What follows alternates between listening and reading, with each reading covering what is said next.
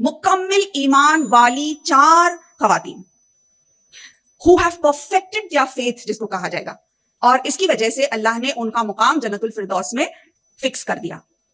ہم جانتے ہیں وہ کون 4 ہیں, اور یہ حدیث عام ہے عزیز بہنوں, لیکن آج میں اس بات کا ذکر اس لیے کر رہی ہوں کہ جیسے ہی ہم ان کا ذکر کریں, ہم اپنا تجزیہ, اپنا جائزہ لیں ہم کہ اگر میں ان کی جگہ پر ہوتی تو کیا میں ویسی قربانی دیتی, اگر ایسی آزمائش میری زندگی میں آتی تو کیا میں سچ مچ اللہ تعالیٰ کی راہ میں استقامت کے ساتھ, عزم جو ہے نیت کے ساتھ, کیا میں سچ مچ اللہ تعالیٰ کی نظروں میں کامیاب بندی ہوتی.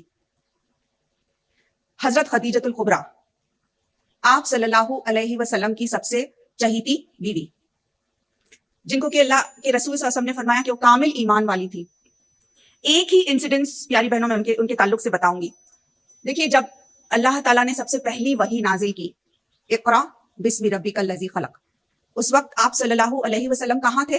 غار حرا میں تھے, اور آپ صلی اللہ علیہ وسلم حق کی تلاش میں اللہ کی عبادت اور اللہ کو یاد کر رہے تھے. اس وقت جب آپ صلی اللہ علیہ وسلم نے اتنی بڑی ہستی جبرائیل امین کی دیکھی, right from east to west, آسمان پر پوری چھائی ہوئی ہستی, اتنے زیادہ پر زندگی میں کبھی جو ہے خواب و خیال میں انسان سوچ بھی نہیں سکتا, اس طرح کی ہستی جب آپ نے دیکھی, اور جب وہ آپ صلی اللہ علیہ وسلم کے قریب آئے اور کہا اقرا, آپ صلی اللہ علیہ وسلم نے کہا وہاں بیکاری, اور آپ اس وقت ظاہر ہے کہ گھبرا گئے. اس کے بعد کا طرز عمل کیا ہوا؟ محمد رسول اللہ صلی اللہ علیہ وسلم کے پاس 4 آپشنز تھے. آپ چاہیں تو اپنے اہل کے پاس جا سکتے تھے, یہ واقعہ جو ہوا, اس کی گھبراہٹ اور اس کی کیفیت تھی جو تھی اس کو سنانے کے لیے اور اس کے بارے میں بتانے کے لیے, اور کچھ سکون کی تلاش میں, خیر کی تلاش میں آپ جو ہے اپنے اہل کے پاس جا سکتے تھے, اپنے سب سے چہیتے دوست یعنی کہ ابو بکر صدیق کے پاس جا سکتے تھے, آپ صلی اللہ علیہ وسلم جو ہے کسی اور کے پاس جا سکتے تھے, یا آپ صلی اللہ علیہ وسلم حضرت اپنی بیوی حضرت خدیجۃ الکبریٰ کے پاس جا سکتے تھے. آپ نے کون سا آپشن چنا؟ کس کے پاس گئے آپ صلی اللہ علیہ وسلم؟ ہم جانتے ہیں کہ آپ نے حضرت خدیجۃ الکبریٰ کے پاس جانا پسند کیا. کچھ تو ایسا ہوگا عزیز بہنوں اس خاتون کے اندر جس کی وجہ سے آپ صلی اللہ علیہ وسلم نے یہ مناسب سمجھا کہ آپ ان کے پاس گئے. ہم ایک لمحے کے لیے پاز کرتے ہیں اس حدیث کو, اور ہم ریفلیکٹ کرتے ہیں, ہم جائزہ لیتے ہیں اس بات کا کہ اگر آج کی دور کا شوہر جو ہے اس کے پاس کوئی پرابلم پیش آتا ہے, چاہے وہ فائنینشیل پرابلم ہو, کوئی اور پرسنل پرابلم ہو, ایموشنل پرابلم ہو, یا کوئی بزنس پرابلم ہو, کیا وہ سچ مچ اپنی اہلیہ اپنی بیوی کے پاس آتا ہے؟ اور اگر آتا بھی ہے تو کیا وہ اس قابل ہے, کیا اس کا تعلق باللہ, کیا اس کا سینس آف پرپس, کیا وہ اتنی اسمارٹ ہے کہ وہ سچ مچ اپنے شوہر کو راہ راست دکھا سکے, ہدایت کا ذریعہ بن سکے؟ عام طور پر ہوتا کیا ہے, اگر فرض کیجئے کہ اتنے دنوں کے لیے اگر شوہر نہیں آ رہا ہے, کسی اور مقصد کے لیے جا رہا ہے, تو سب سے پہلے تو عورتیں جو ہے, بیویاں جو ہے شکایت لے کر بیٹھ جائیں گی کہ اسی لیے میں منع کر رہی تھی غار حرا میں جانے کے لیے, فون کالز نہیں کر رہے, آپ آ رہے نہیں, بچوں کا کیا ہے وہ دیکھ رہے نہیں, شکایتوں پہ شکایتیں ہو سکتی ہے. پھر یہ بھی ہو سکتا ہے کہ بیوی خود جو ہے گھبرا جائے کہ یہ کیا ہو گیا. لیکن یہاں پہ ہم دیکھ رہے ہیں کہ حضرت خدیجہ کا طرز عمل کیا تھا. سب سے پہلے تو یہ وہ خود جو ہے اتنی باشعور تھی, اتنی زیادہ اسٹرانگ تھی مینٹلی, کہ انہوں نے نہ صرف یہ کہ اپنے آپ پر قابو کیا, آپ صلی اللہ علیہ وسلم کو پورا جو ہے کانفیڈنس دیا, اور ان کے الفاظ جو انہوں نے کہے جو کہ آپ صلی اللہ علیہ وسلم کے لیے مرہم ثابت ہوئے, یہ الفاظ میری پیاری بہنوں سنہری الفاظ میں لکھے جانا چاہیے. اور اگر رشتہ میاں اور بیوی کا ایسا مضبوط ہو جیسے کہ آپ صلی اللہ علیہ وسلم کا ان کے ساتھ تھا, تب انشاءاللہ تعالیٰ بہت ہی صالح اور کامیاب نسلیں جو ہے پروان چڑھ سکتی ہیں. اگر میاں اور بیوی کا رشتہ مضبوط ہو, اگر اس کی بنیاد جو ہے ایمان اور تقوی کی ہو, تو انشاءاللہ ہن لباس لکم وانتم لباس لہن کی بہترین مثال جو ہے وہ قائم ہو سکتے ہیں. آپ نے کہا محمد رسول اللہ صلی اللہ علیہ وسلم سے کہ بے شک آپ یتیموں, مسکینوں, بیواؤں اور غریبوں کی مدد کرتے ہیں, آپ پڑوسیوں کا حق ادا کرتے ہیں, آپ اپنے اہل کے ساتھ بہت حسن سلوک کرتے ہیں, آپ دوست احباب رشتہ دار کے ساتھ بہت ہی حسین طریقے سے پیش آتے ہیں, آپ سبوں کا حق ادا کرتے ہیں, اللہ تعالیٰ آپ کو ہرگز رائیگاں نہیں جانے دے گا.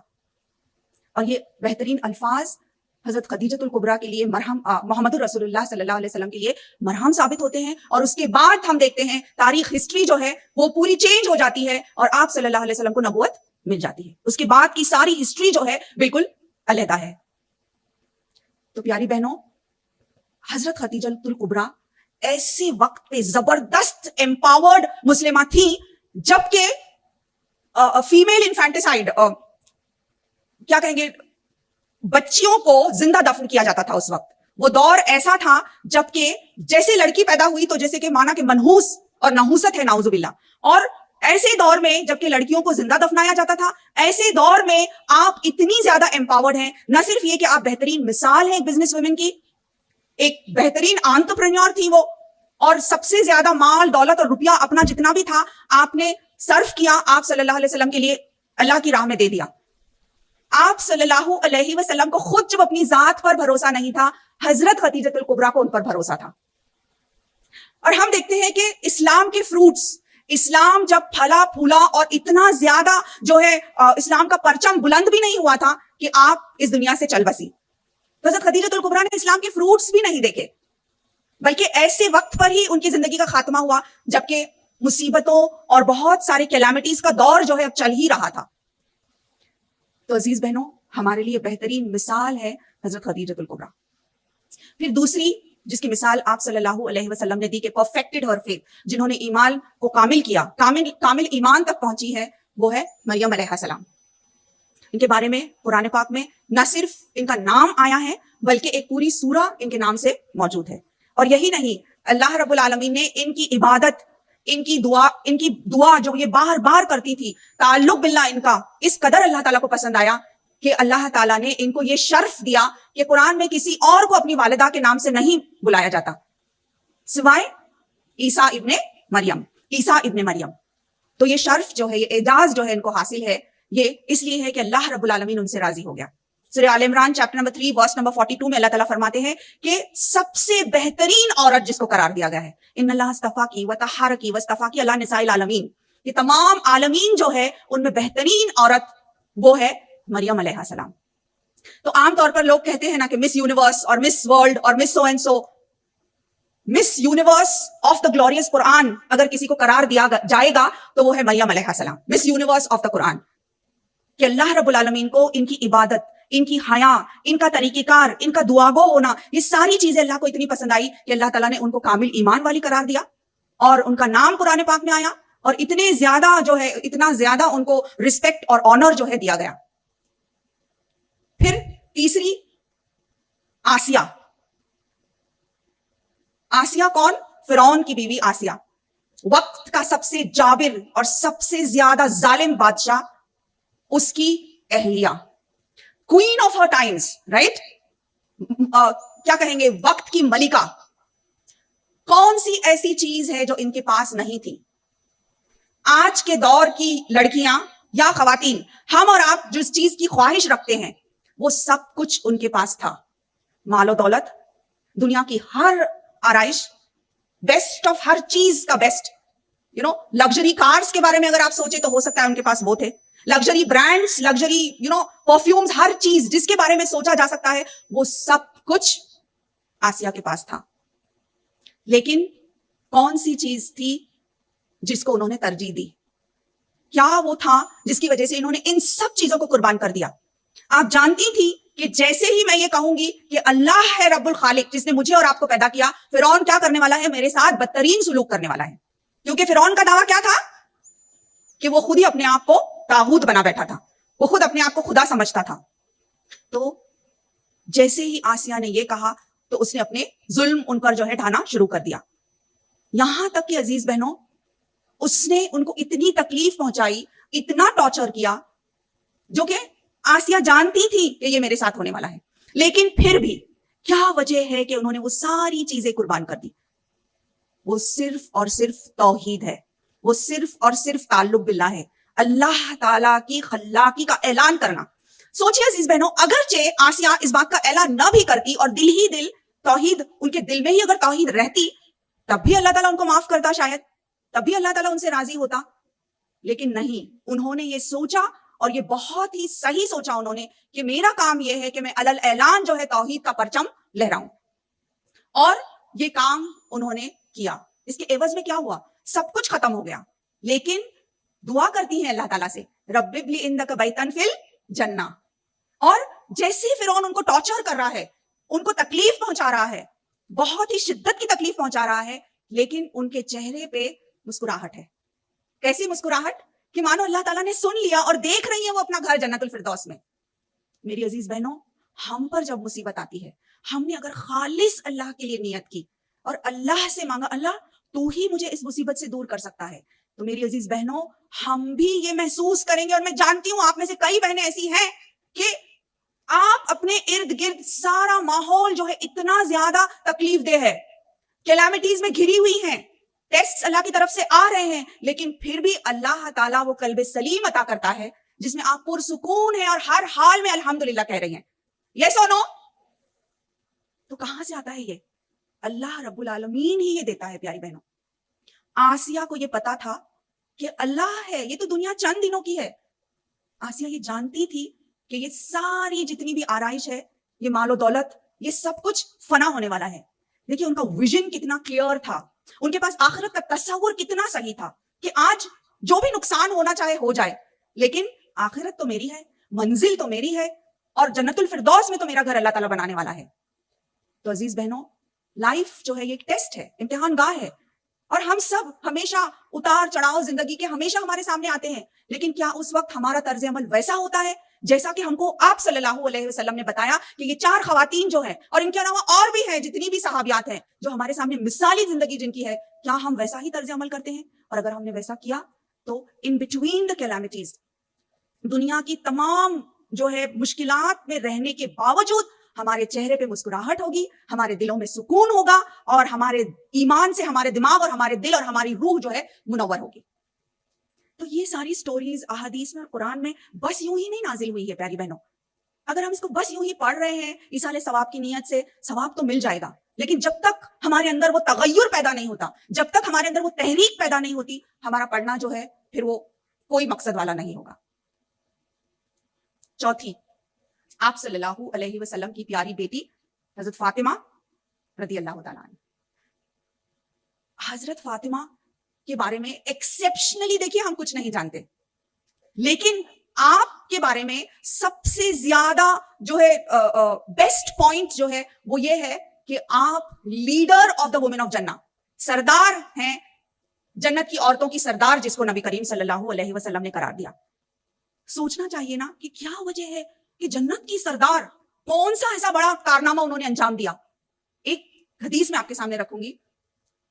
حضرت فاطمہ کے ہاتھ جو ہے چکی پیستے ہوئے اور گھر کے سارے کام کرتے ہوئے بہت زیادہ ان کو تکلیف ہوتی ہے. جب حضرت علی یہ دیکھتے ہیں تو کہتے ہیں کہ کیوں نہ ہم جائیں آپ کے ابا جان کے پاس اور ایک عرض کریں، درخواست کریں کہ ایک غلام آپ کے لیے دے دیں. آپ صلی اللہ علیہ وسلم کے پاس جاتے ہیں، آپ وہاں موجود نہیں ہوتے، تو پھر آ جاتے ہیں میسج رکھ کے. عشاء کے بعد آپ صلی اللہ علیہ وسلم کو جب پتہ چلتا ہے کہ حضرت فاطمہ الزہرا اور حضرت علی آئے تھے، تو ان کے گھر جو ہے تشریف لے جاتے ہیں. اپنے چشمے تصور سے اپنے آپ کو ان کے حجرے میں لے جائیے عزیز بہنوں، اور اندازہ لگائیے اس قربت کا جو باپ کو اپنی بیٹی سے ہے، وہ محبت، وہ شفقت، وہ رحم آپ صلی اللہ علیہ وسلم کا. داخل ہوتے ہیں تو حضرت علی اور حضرت فاطمہ دونوں سونے کی تیاری کر رہے ہیں، بس لیٹے ہی ہیں. جیسے ہی دیکھتے ہیں آپ صلی اللہ علیہ وسلم تو اٹھ کر بیٹھتے ہیں، کہتے ہیں کہ نہیں ویسے ہی بیٹھے رہیں آپ.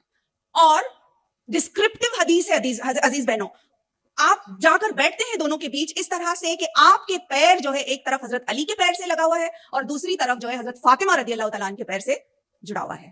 اتنے وارم اور اتنے کلوزڈ انوائرمنٹ میں دیکھیے ایمبیونس جو ہے وہ کتنا زیادہ اہمیت والا ہے، اتنا وارم جو ہے ماحول ہے. اور آپ صلی اللہ علیہ وسلم کہتے ہیں میں جانتا ہوں کہ کس وجہ سے آپ آئے تھے میرے پاس، لیکن کیا میں تم کو اس سے بہتر نہیں عطا کروں؟ کیا میں تم کو اس سے بہتر فارمولا نہ دوں؟ کیا میں تم کو اس سے بہتر سولوشن نہ دوں، اس سے بہتر نسخہ نہ دوں؟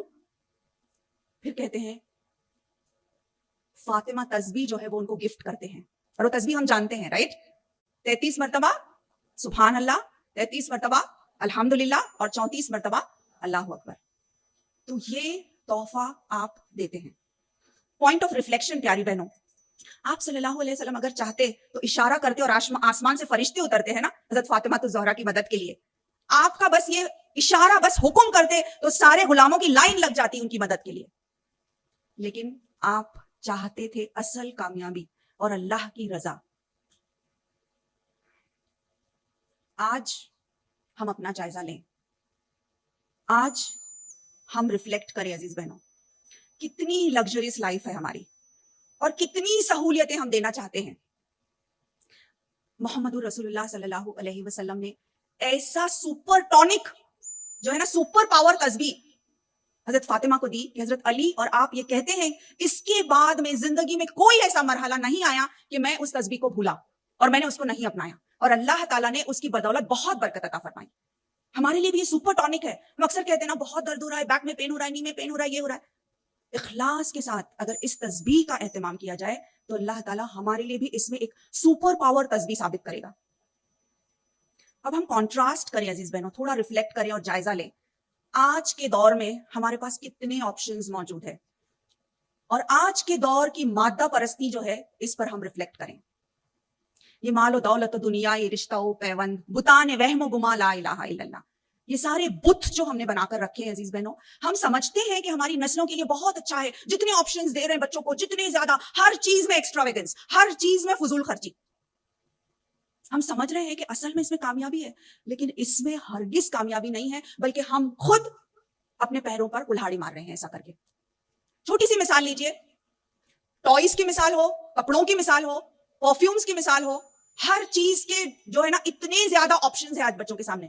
یہاں تک کہ ایک چھوٹا سا بیبی جو ہے اس کا ڈریس, ایک نیو بورن بیبی کا ڈریس, اس کی قیمت کیا ہونی چاہیے؟ 3, 4, 5 ہزار روپے کی, 2,000, 3,000 روپے کی قیمت. ایک چھوٹا, اس میں کپڑا ہی کتنا ہے پہلی بات, لیکن کیا برانڈیڈ ہے, وہ برانڈ کا پیسہ ہم دے رہے ہیں. اتنے سارے آپشنز. 4-5 سالہ بچی اور بچے کو میں نے خود اپنی آنکھوں سے دیکھا ہے, مائیں پوچھتی ہے بیٹے کون سا فلیور آئس کریم آپ کھاؤ گے, strawberry flavour, vanilla flavour, chocolate flavour یا کوئی اور فلیور. اگر ہم اس طرح سے اپنے بچوں کو خراب کریں گے تو یہی بچے بڑے ہو کر جب یہ 15-16 سال کے ہوتے ہیں تو فریج کا دروازہ زور سے پٹک دیتے ہیں اگر وہاں پہ پیپسی کے علاوہ کوئی اور آپشن موجود نہیں ہے. تب پھر مائیں جو ہے ان کی آنکھیں کھلتی ہیں کہ یہ کیا ہو رہا ہے. لیکن اتنے آپشنز دیا کس نے؟ تو میری عزیز بہنوں, یہ سوچنے کا مقام ہے. میں اگینسٹ نہیں ہوں, ہمارے گھر چاہے بڑے ہوں, ہمارے پاس جائیداد ہو, یہ سب چیزوں کے تعلق سے اسلام جو ہے خلاف نہیں ہے اس کے. لیکن یہ ہے کہ بچوں کی تربیت کا معاملہ جب آتا ہے تو ہم کو بہت زیادہ سوچ کر جوڈیشیسلی جو ہے ہر قدم اٹھانا ہے تاکہ بچے جو ہیں ہماری کنٹرول میں رہیں. سائیکولوجسٹ اور کاؤنسلرز کا بھی یہی کہنا ہے کہ بچے اگر 10 چیزیں مانگتے ہیں مہینے میں تو ان کو آپ صرف 5 چیزیں دو, کیونکہ آپ 10 کے 10 ان کو دیں گے تو ظاہر ہے کہ ان کو چیزوں کی قدر نہیں ہوگی. اللہ رب العالمین قرآن پاک میں چیپٹر نمبر 9 ورس نمبر 24 میں اللہ تعالیٰ فرماتے ہیں, سورہ توبہ کی آیت ہے, قل ان کان آباؤکم وابناؤکم واخوانکم وازواجکم وعشیرتکم واموال اقترفتموها وتجارۃ تخشون کسادها ومساکن ترضونها احب الیکم من اللہ ورسولہ وجہاد فی سبیلہ فتربصوا حتی یاتی اللہ بامرہ واللہ لا یہدی القوم الفاسقین. اللہ تعالیٰ فرما رہے ہیں کہ چاہے وہ تمہارے بھائی ہو, تمہارے باپ, تمہارے دوست احباب رشتہ دار, تمہارے وہ گھر جن کو تم نے اتنا زیادہ سجایا ہے, تمہارے وہ بزنسز جس کے ماند پڑ جانے کا تم کو ڈر ہے, اگر یہ ساری چیزیں تم کو پسند ہے, اللہ, اس کے رسول اور اس کی راہ میں جہاد کرنے سے زیادہ عزیز ہے اگر یہ سب, تو اللہ تعالیٰ کہتا ہے فتربصوا, انتظار کرو. انتظار کرو کس چیز کا؟ کہ اللہ اپنا ڈیسیژن لے آئے گا پھر تم پر, اور اللہ فاسق لوگوں کی مدد نہیں کرتا, ان کو ہدایت نہیں دیتا. تو پیاری بہنوں, اگر ہم اپنا جائزہ لیں کہ ہم کو کون سی چیز سب سے زیادہ عزیز ہے, اللہ کی راہ میں کچھ کر گزرنا, اللہ سے محبت, اللہ کے نبی سے محبت, اور اللہ کی راہ میں کچھ کرنے سے محبت. اور میں نے کہا نا علامہ اقبال کا یہ شعر کہ یہ مال و دولت و دنیا, یہ رشتہ و پیوند, بتان وہم و گما لا الہ الا اللہ, کہ یہ سارے جو بت ہیں, ہم کہتے تو ہیں لا الہ الا اللہ, اللہ صرف ایک ہے اور محمد رسول اللہ اس کے نبی اور اس کے رسول ہیں, لیکن اصل معنوں میں دلوں کے اندر کس کو ہم نے بت بنا کے بٹھایا ہے. اور ایک بہت اہم بات میری پیاری بہنوں, جس چیز کو آپ سب سے زیادہ چاہتے ہیں, یہ بات لکھ لیں میری طرف سے, کہ جس چیز سے آپ نے سب سے زیادہ محبت کی آپ اسی کے غلام ہو جائیں گے. جس چیز سے آپ نے سب سے زیادہ محبت کی وہ آپ کا ماسٹر بن جاتا ہے. مال و دولت سے محبت تو کیا ہو جائے گا؟ وہی بت ہے, اسی کے پیچھے بھاگ دوڑ ہے, اسی کے لیے بھاگ رہے ہیں. بچوں سے بے حد محبت, یہاں تک کہ اللہ تعالیٰ کے قانون سے کمپرومائز, تو بچے ہی حاوی ہو جائیں گے اور بچوں سے ڈرنے لگیں گے. پھر آپ ماسٹری جو ہے بچوں کی ہوگی, پھر غلط صحیح جو کچھ بھی. کسی انسان کے پیچھے آپ اتنی محبت کر رہے ہیں کہ اللہ تعالیٰ کے قانون کو آپ نے ختم کر دیا اس کی محبت میں, تو کون ماسٹر بنے گا؟ وہی شخص جس کو آپ نے اپنا سب کچھ دے دیا. اور ہم کیا بنیں گے؟ اس کے غلام. کیا ہم یہ پسند کرتے ہیں کہ ہم کسی اور کی غلامی کریں؟ کیا ہم کسی کی بھی غلامی پسند کرتے ہیں؟ نہیں. سوائے کس کے؟ سوائے اللہ تعالیٰ کے. اللہ کی وہ واحد ذات ہے جس کی غلامی کے اندر بہت آزادی ہے. جب ہم کہتے ہیں نا لا الہ الا اللہ, نہیں کوئی معبود سوائے اللہ تعالیٰ کے, تو پہلے ہم یہ کہہ رہے ہیں کہ کوئی بھی اس قابل نہیں ہے کہ جس کی اطاعت اور فرمانبرداری کی جائے. لیکن دل ہی دلوں میں یہ جو بت ہم نے بنائے ہیں, یہ جو آئیڈلز جن کو بٹھایا ہے, چاہے وہ جو ہے پیسوں کا ہو, بچوں کا ہو, کسی اور سے محبت کا ہو, یا ہمارے بزنسز کا ہو, یا کوئی اور چیز کا ہو, لیکن یہ سارے جتنے بت ہیں ان کو ہم کو ریفلیکٹ کر کے جائزہ لے کے ان کو توڑنا ہوگا. اور وہاں پہ کس کو بٹھانا ہے؟ صرف اور صرف اللہ تعالیٰ کو. اس میں کیا ہوگا کہ سب سے پہلے تو ہمارے اندر وہ قوت پیدا ہوگی کہ ہم لوگوں سے ڈرنے والے نہیں بنیں گے, ہم دنیا سے ڈرنے والے نہیں بنیں گے, بلکہ ہم صرف اللہ سے ڈرنے والے بنیں گے. اور جب بندہ اللہ سے ڈرنے والا بنتا ہے نا, تو سب ہر کوئی جو ہے اس سے ڈرنے والا ہو جاتا ہے. پھر باطل قوتیں جو ہے وہ ہم پر غالب نہیں آئیں گی. اور اسی کی ایک بہترین مثال جو ہے میری پیاری بہنوں وہ میں دوں گی, ایک ایسی ہستی کی صحابیات میں سے جن سے میں بہت زیادہ متاثر ہوں, اور وہ ہے ام عمارہ رضی اللہ تعالیٰ عنہ. ان کا نام جانتی ہیں آپ؟ نصیبہ بنت کعب. احد کے میدان میں جس طرح سے ام عمارہ رضی اللہ تعالیٰ عنہ نے اپنا کردار پیش کیا, یہ قابل رشک ہے. جیسے ہی آپ سنتی ہیں کہ حضرت محمد رسول اللہ صلی اللہ علیہ وسلم جو ہے وہ جنگ کے میدان میں ہے اور ضرورت پڑ رہی ہے اس بات کی کہ کوئی ان کو ڈیفینڈ کرے, کوئی جو ہے وہاں پہ حاضر ہو جائے, تو میری پیاری بہنوں, حالانکہ اس وقت ان کے گھر میں ان کے شوہر نہیں ہوتے, فوری طور پر جو ہے تیار ہو جاتی ہیں اور احد کے میدان میں چلی آتی ہیں. اور بالکل آپ صلی اللہ علیہ وسلم کے سامنے, ان کے آگے, ان کے دائیں, ان کے بائیں, عمر رضی اللہ تعالیٰ عنہ کی حدیث ہے جس میں بعد میں عمر رضی اللہ تعالیٰ عنہ نے اس حدیث میں بیان کیا ہے کہ آپ صلی اللہ علیہ وسلم کے الفاظ کیا تھے ام عمارہ کے بارے میں. آپ صلی اللہ علیہ وسلم نے جب دیکھا, میں دیکھتا ہوں کہ میرے دائیں طرف تو میں نے دیکھا ام عمارہ, جب میں اپنی بائیں طرف دیکھ رہا ہوں میں دیکھ رہا ہوں ام عمارہ, میں جب آگے دیکھتا ہوں تو ام عمارہ, میں جب پیچھے دیکھ رہا ہوں. غرض یہ کہ سارے میدان میں وہ چھائی ہوئی ہیں, پرزور طریقے سے جو ہے آپ صلی اللہ علیہ وسلم کی حفاظت کر رہی ہیں. تو نبی کریم صلی اللہ علیہ وسلم کو یہ ادا آپ کی بہت پسند آتی ہے اور آپ کے لیے دعا کرتے ہیں کہ اللہ تمہارے اس عمل کو قبول کرے. پیاری بہنوں, دیکھیے ان کا بزنس سینس, نصیبہ بنت کعب کا بزنس سینس دیکھیے کتنی اسمارٹ ہے. وہ یہ نہیں کہتی کہ بڑی خوش نہیں ہوتی کہ الحمدللہ اللہ کے نبی نے میرے لیے دعا کر لی تو میں الحمدللہ, بلکہ اتنی اسمارٹ ہے وہ کہ کہتی ہے کہ اللہ کے رسول صلی اللہ علیہ وسلم یہ دعا کیجئے کہ اللہ تعالیٰ میرے اس عمل کو قبول کرے اور آپ کے گھر کے نزدیک میرا گھر بنائے جنت الفردوس میں, میرے لیے اور میرے گھر والوں کے لیے. اور آپ صلی اللہ علیہ وسلم ان کے لیے دعا کرتے ہیں اور اس کے بعد اب کہتی ہیں اب چاہے جو ہو جائے, کیونکہ آپ صلی اللہ علیہ وسلم نے اب دعا کی میرے لیے, تو جو بھی ہو مجھے منظور ہے. اور ان کا بیٹا سامنے زخمی ہو کر پڑا ہے, کہتی ہے اٹھو عبداللہ اور اللہ کی راہ میں لڑو جس طرح سے اللہ نے کہا ہے. ام عمارہ کے بارے میں آج ہم اس لیے ذکر کر رہے ہیں کیونکہ ان کا کردار, اور ایسا نہیں تھا کہ ان کے جسم پہ کوئی زخم نہیں آیا, کئی زخم ان کے جسم پر تھے, لیکن پھر بھی آپ نے بہادری اور شجاعت کے ساتھ جو ہے بڑے ہی ہمت افزائی کے ساتھ جنگ احد میں حصہ لیا. تو میری عزیز بہنوں, یہ صرف چند جھلکیاں ہیں. اسلامی تاریخ میں بہت سی ایسی ہستیاں موجود ہیں جن سے ہم ریلیٹ کر سکتے ہیں. کم سے کم ایک کو ہم اپنا رول ماڈل بنائیں, کم سے کم ایک سے ہم سبق سیکھیں تاکہ ہماری زندگیاں بھی ویسے ہی روشن ہو جائیں جیسے کہ ان کی زندگیاں روشن ہو چکی تھی.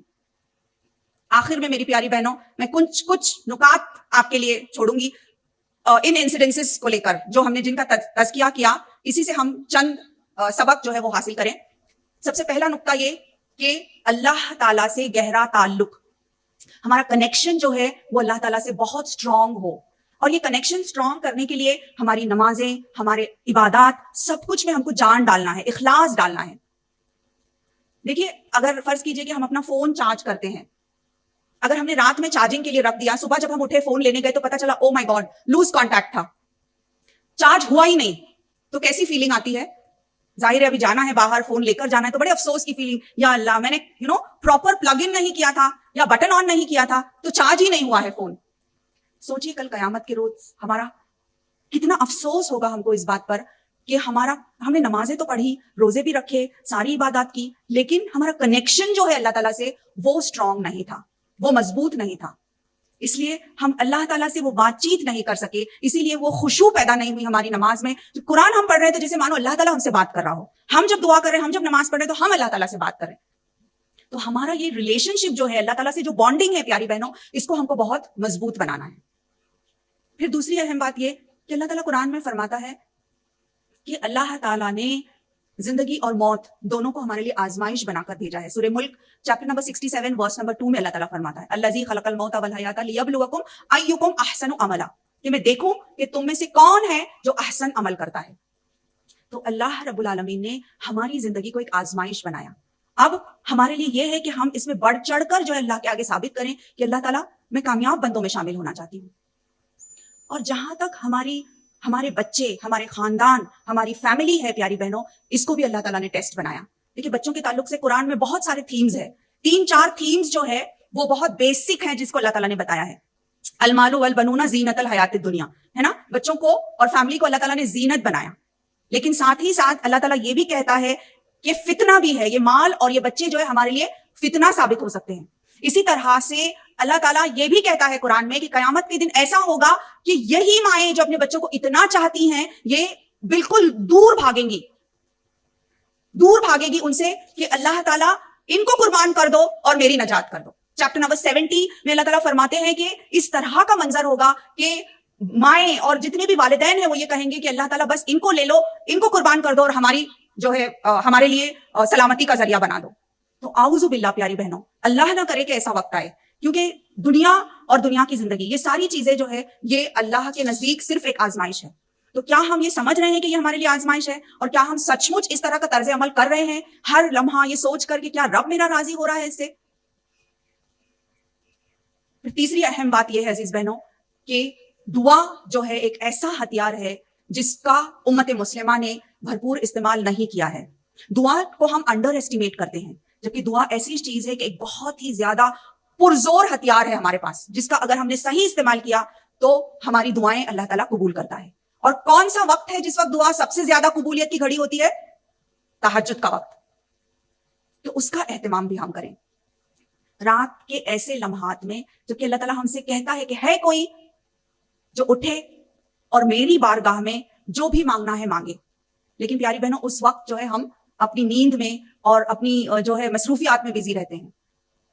فرض کیجئے کہ آپ کو ایک اعلان کر دیا جائے کہ کل صبح تہجد کے وقت, صبح کتنے بجے تہجد کا وقت ہوتا ہے؟ تقریباً 4 بجے نا, یہاں پہ سمجھیے 40 منٹس پہلے 4:40 کو فجر ہے, تو 3:45 یا 4 بجے آپ کے دروازے پر ایک دستک ہوگی اور آپ کو حلال منی, حلال رزق آپ کو دیا جائے گا. جو بھی دروازے کی دستک پر دروازہ کھولے گا اس کو جو ہے $10,000 دیے جائیں گے.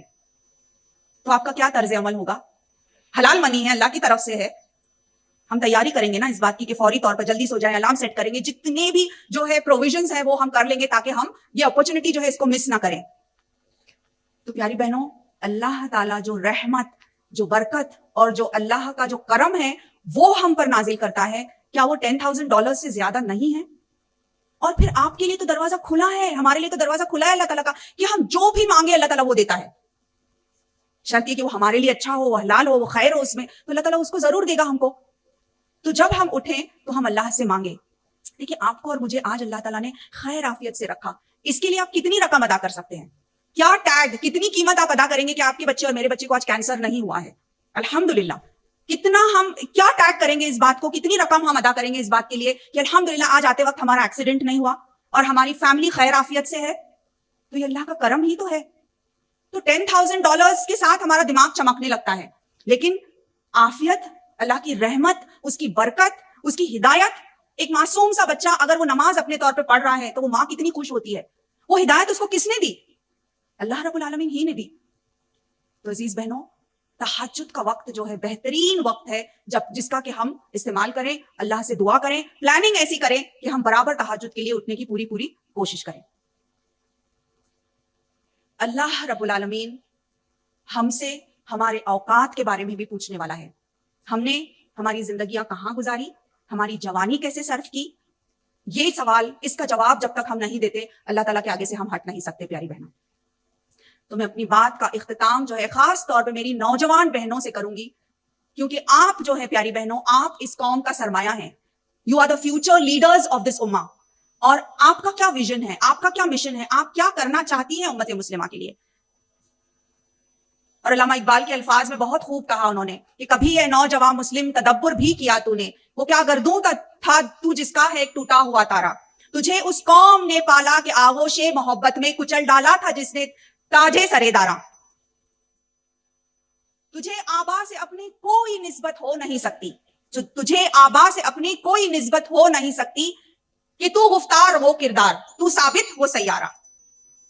تو عزیز بہنوں, ہم دیکھیں کہ ہمارے آبا و اجداد کیا تھے اور ہماری رگوں میں کن کا خون دوڑ رہا ہے, اور ہم کو کیسا ہونا چاہیے. ایک روشن چراغ ہر مومنہ, آپ میں سے ہر ایک بہن جو یہاں بیٹھی ہے ایک تحریک رکھتی ہے اور اپنے آپ میں ایک لیڈر ہے اور اس دنیا کے سامنے ایک بہترین مثال قائم کر سکتی ہے. میری پیاری بہنوں, آپ تھوڑی سی کوشش, اللہ پر بھروسہ اور اخلاص کے ساتھ ہم اگر اللہ تعالیٰ سے مانگے تو جس فیلڈ میں آپ کام کرنا چاہتی ہیں, جس حلال فیلڈ کو آپ اپنانا چاہتی ہیں, اس کو اپنائیں اور اس دنیا کے سامنے بہترین مثال بن کر بتائیں کہ سبق پھر پڑھ صداقت کا, عدالت کا, شجاعت کا, لیا جائے گا تجھ سے کام دنیا کی امامت کا.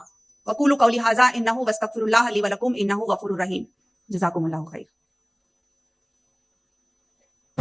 جی, مزمل بٹ میرا نام ہے, اور میرا سوال یہ ہے کہ آج جو کہ فتنوں کا دور ہے, اس میں جو بچے اب تو بڑے ہو چکے ہیں, تو ان کی اصلاح کے لیے ایک ماں اپنا رول کیسے پلے کر سکتی ہے؟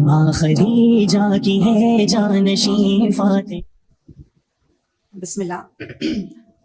ظاہر ہے کہ جو بچے بڑے ہو چکے ہیں ان کے لیے اور زیادہ مشکل پیش آنے والی ہے, لیکن اٹس نیور ٹو لیٹ.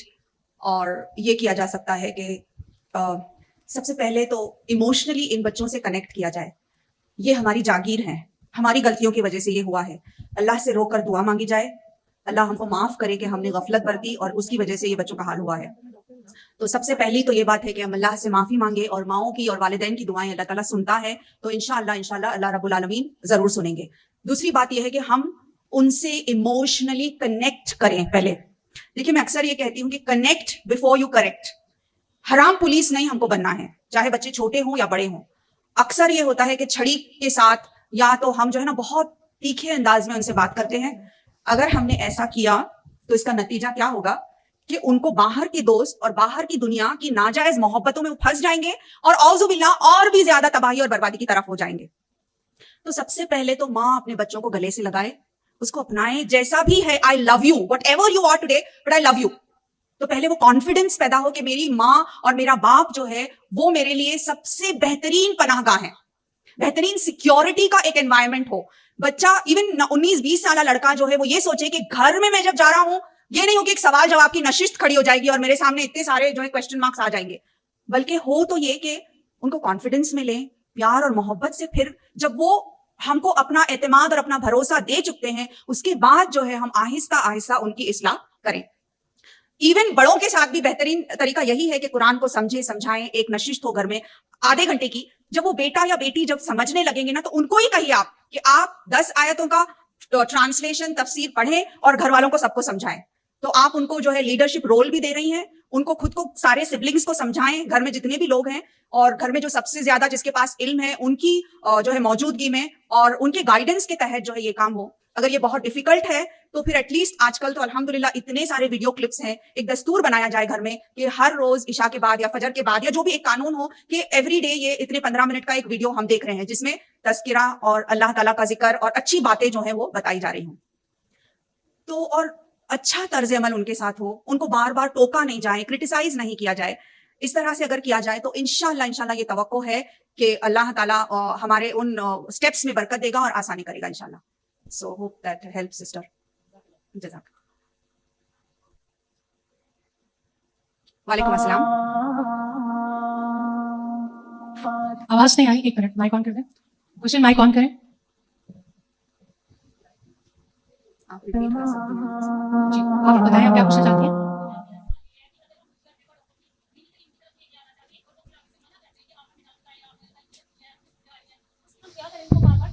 یا 2-3 دفعہ میں. ان کا سوال یہ ہے کہ اگر ہم گھر میں اپنے بڑوں کو دین کی تعلیم کی طرف لے کے آنا چاہیں اور وہ یہ کہیں کہ آپ ہمیں نہ سمجھائیں, تو کیا ہمیں کہتے رہنا چاہیے یا رک جانا چاہیے؟ بہت اچھا سوال ہے سسٹر آپ کا. دیکھیے بڑوں کے ساتھ جس طرح سے اصلاح ہونی چاہیے اس کا طرز عمل بہت حکمت کے ساتھ ہونا چاہیے. یہ نہیں کہ آپ جس طرح سے ٹین ایجرس کو بتا رہی ہیں دوسروں کو بتا رہی ہیں آپ اسی طرح سے ان کو نہیں بتا سکتی. ظاہر ہے وہ تو بڑے ہیں, وہ تو کہیں گے کہ چپ ہو جاؤ, تم اب 2 دن کی مجھے آ کے 2 حدیث سن کر آئی اور مجھے سکھا رہی ہو. تو ان کے ساتھ جو ہے بہت حکمت سے, بہت اچھے طریقے سے, بلکہ ان کے ہاتھ میں ہم اللہ کی کتاب تھما دیں, اللہ کا کلام تھما دیں اور ان سے کہیں کہ اب بولیں. کویشچن کے انداز میں بھی کیا جا سکتا ہے اور اچھے انداز میں, کیونکہ یہ تو بہت زیادہ مشکل چیز ہے کہ آج کل بچیاں جو ہے وہ تعلیمی اداروں میں جا رہی ہیں, وہ سیکھ رہی ہیں, لیکن آپ نے تھوڑی حکمت اور دعا سے اگر کام لی تو انشاءاللہ آپ کی دادی نانی وہ بھی ادارے میں آ جائیں گی پھر پڑھنے کے لیے, کیونکہ وہ یہ سمجھ جائیں گی کہ آپ کے پاس روشن چراغ ہے اور آپ کے اندر اخلاق میں اتنی تبدیلی آئی ہے, آپ خود اتنے چینج ہوئے ہیں, تو کیا چیز ہے جو اتنی چینجز لا رہی ہے. آپ نے یہ النور اکیڈمی جوائن کی ہے, okay, so even I want to go there. سو آپ کے اپنے طرز عمل سے آپ ان کو سکھائیں, نہ کہ بالکل آپ اپنا پروف اور دلیل ان کے سامنے پیش کر رہی ہیں, تو ظاہر ہے کہ کسی کو بھی یہ چیز پسند نہیں آئے گی. So hope that helps.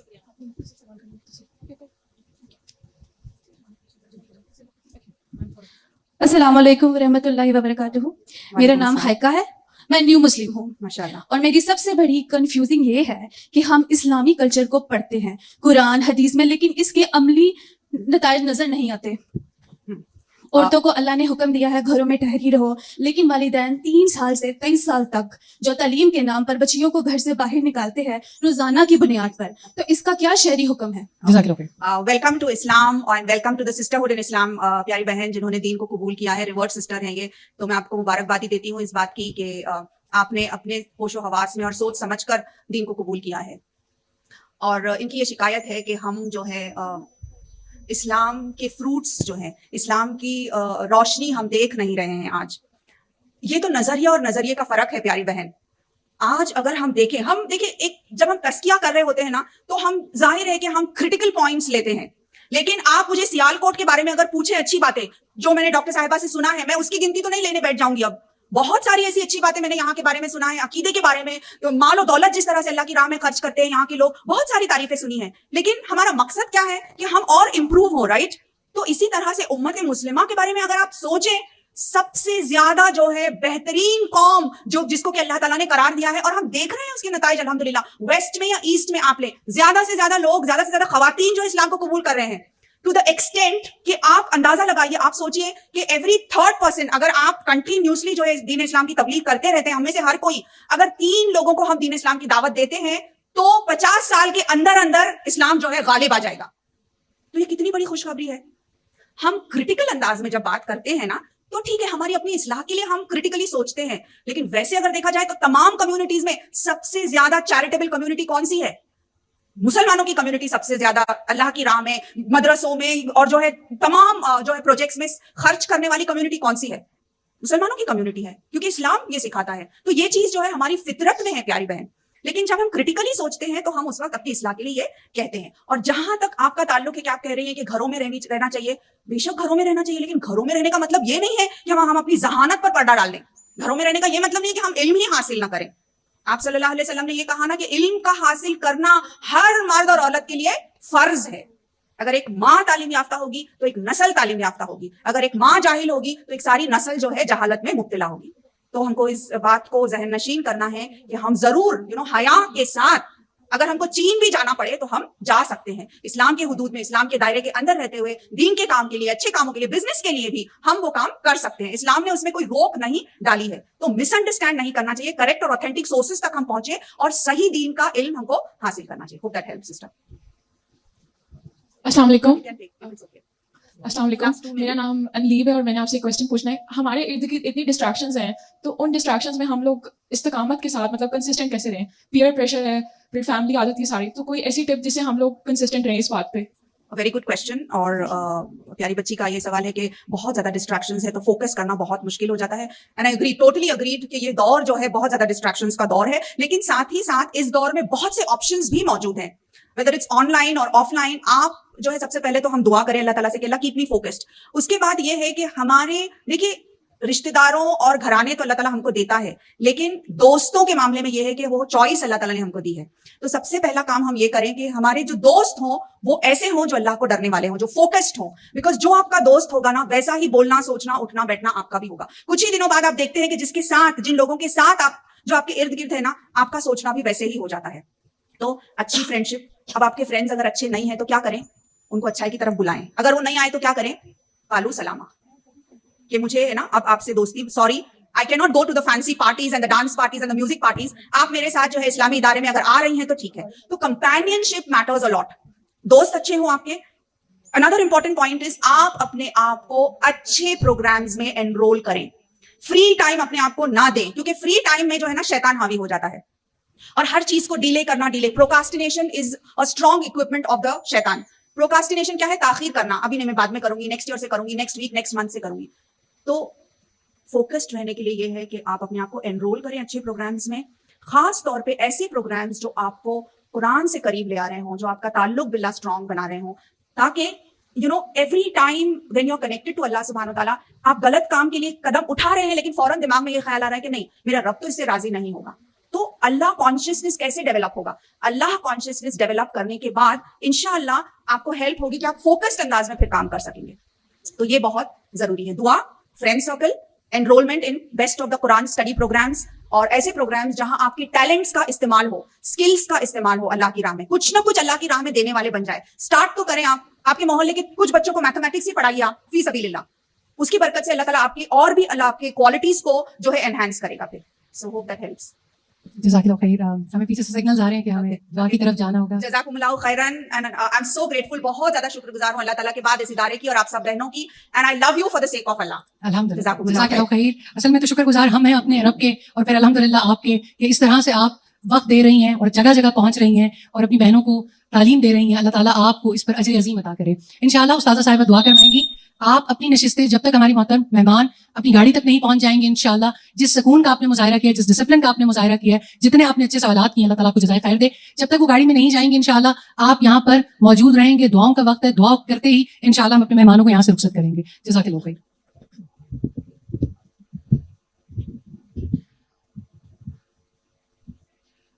اللہ اکبر کبیرہ.